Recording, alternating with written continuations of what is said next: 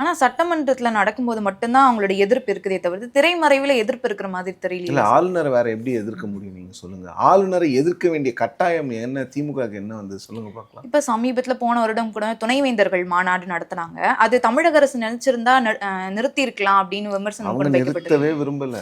அவர் பேசிட்டு போட்டா அவர் பேச பேச நமக்கு நல்லதுன்னு நினைக்கிறாங்க அரசியலுக்கு.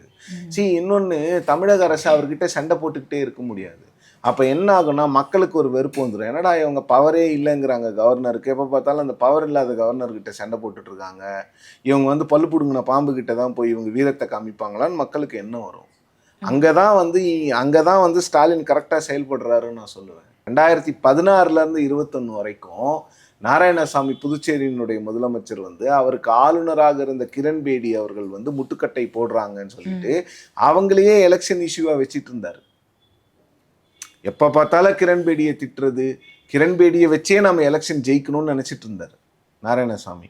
கரெக்டா பிப்ரவரி 3வது வாரத்துல கிரண்பேடியை பிஜேபி கவர்மெண்ட் மாத்திட்டாங்க. தமிழிசை சவுந்தரராஜனை கொண்டு வந்துட்டாங்க.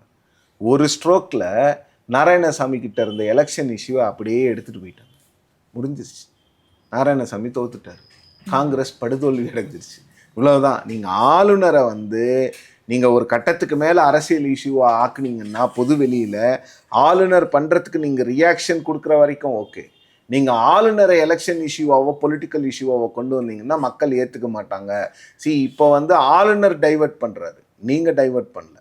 நீங்க ஆளுநரை எப்போ பார்த்தாலும் கிரிட்டிசைஸ் பண்ணியிருந்தீங்கன்னா நீங்க டைவர்ட் பண்றீங்கிறது மக்களுக்கு நல்லா தெரிஞ்சிடும். அங்கதான் அந்த வித்தியாசம் இருக்கு.